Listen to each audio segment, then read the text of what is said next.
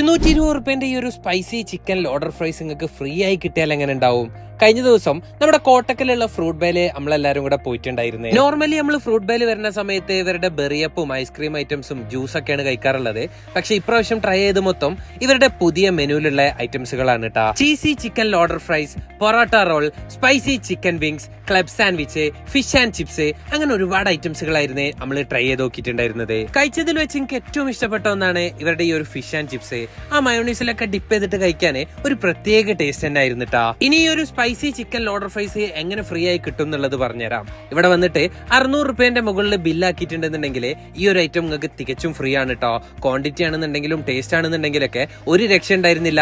കഴിച്ചതിൽ എനിക്ക് ഭയങ്കര ഇഷ്ടപ്പെട്ട ഒരു ഐറ്റം കൂടെയാണ് ഈ ഒരു സ്പൈസി ചിക്കൻ ലോഡർ ഫ്രൈസ്. അപ്പൊ എന്തായാലും മറക്കണ്ട, ഫ്രൂട്ട് ബേ വേഗം തന്നെ നിയറസ്റ്റ് ആയിട്ടുള്ള ഫ്രൂട്ട് ബേയിൽ പോയിട്ട് ഈ ഐറ്റംസുകളൊക്കെ ട്രൈ ചെയ്ത് നോക്കിക്കോളിയും. ഫീഡ്ബാക്സുകൾ അറിയിക്കാൻ മറക്കണ്ട. Bye from hungry.